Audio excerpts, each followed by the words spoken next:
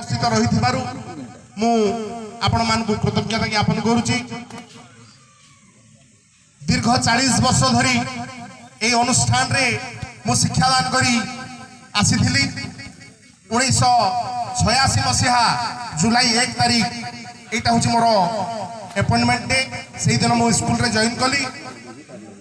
40 वर्षर सूक्ष्म अनुभूति भितर टिके टिके मु आपण मान को कहबी धैर्य सहित शुणिबे। 1986 मसीह जो जॉइन कली जुलाई मासरे पिला एडमिशन होई थांती किंतु शिक्षक गोटे हेले शिक्षक न थांती। मु आसली प्रथम व्यक्ति मते नैगिरी आमर वरिष्ठ परिचालन समितिर सभ्य श्रीयुक्त रणा आज्ञा घासीराम रणा आज्ञा एवं अन्य 2-3 जन माने वरिष्ठ सभ्य से मते डाकी नेले एवं कहा कही करी मते भरवाली अपॉइंटमेंट देले जे आपण आसंतु शिक्षादान करंतु आज्ञा आउ स्कूल चलिबो। मु आसली तापर मु आसबार 2-3 दिन पर हमर पूर्वतन प्रधान शिक्षक गौरी शंकर रणा सार से मध्य पीजी कंप्लीट करी संबलपुर यूनिवर्सिटी रु से फेरी थांती।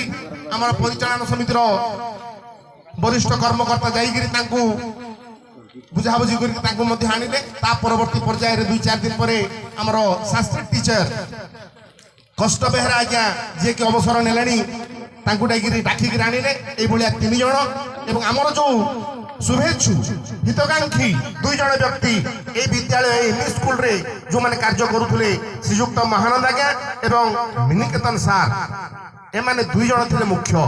एमाने हमकु सबु कार्य रे एमाने हमकु उत्साह प्रदान करूथले एवं सबु कथा रे हमकु शिक्षादान दउथले जे ए भलिया करंतु एटा करंतु सेटा करंतु प्रत्येक कार्य रे से हमकु सहयोग करूथले।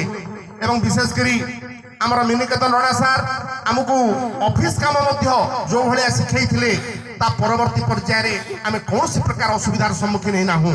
आमे सेति पई ए 2 जण व्यक्ति विशेषक पाखरे मु कृतज्ञता ज्ञापन करूची। तांको पाखरु आमे अनेक कथा शिखिचु जानिचु जहा कि परवर्ती पर्याय रे आमे कौन सी प्रकार असुविधार सम्मुखीन ना हूं। ता परवर्ती पर्याय रे शिक्षक बंधु मैंने आसिले हमर माने गणपति सार माने आसिले।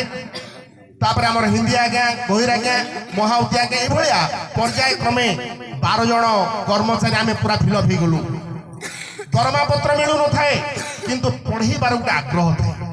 पाठ पढ़ीबा शिक्षादान दबा बिना दरमा रे आग्रह थाए। मु भावे ए विद्यालय गोटे सौभाग्य कहीं समभावापन्न व्यक्ति विशेष 12 जन आम ये पहुंची योगदान करूँ। समस्त भावना थिला ए दरमा न मिलू न मिली जीव कुआड़े आज न मिलले काली मिल किंतु काम करवा स्कूल को बंचेबा स्कूल को आगू को नवा पिला मानकर भविष्य गठन करवा एटा थिला हमर मूल लक्ष्य। से लक्ष्य को पूरण करिया पई बिना दरमा रे दीर्घ 8 वर्ष काल आमे एठी काम कलु। कहा मनरे मध्य दुख नथिला अनुसूचना नथिला। तापरे सरकार नियम अनुसार आमे योग्य विवेचित हेलु अनुदान पाइबा पे। तापरे आमे दरमा पत्र पाइलु एवं परिवार प्रतिपोषण करबा आगे गलु।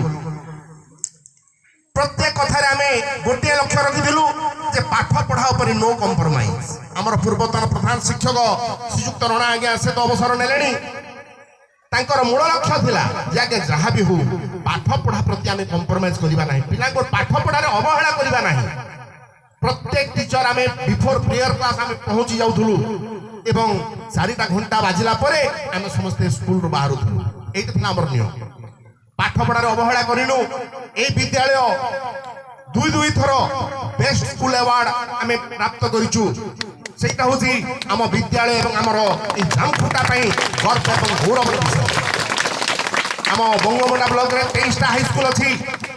बहुत पुरातन स्कूल भी अछि किंतु आमे 2 थर बेस्ट स्कूल अवार्ड पाइचु। सेटा होची आमर स्कूल पई गर्व एवं गौरव विषय। ए स्कूल को आगे नेबा पई आमे सबु कर्मचारी सतत चेष्टित थिलु। पियन ठारू आरंभ करी नाइट वाचर पर्यंत हेडमास्टर पर्यंत समस्त तत्पर थिलु स्कूल को केमती आमे सुचारू रूपे आगो नहीं पारि।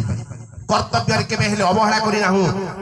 कौन से व्यक्ति विशेष हमको आंगुठी देखै कहि परिबो नहीं जे ए सार पढ़ो नथिले आसिक सोउथिले कि बसुथिले कि माने न पढ़े कि चली जाउथिले कौन से व्यक्ति विशेष कहि परिबो नै मु चैलेंज करिबि काहे कि आमे कार्य रे केबे हिल अवहेला करिना ए स्कूल को बंचिबा पे आमे सब बेले चेष्टा करि आइछु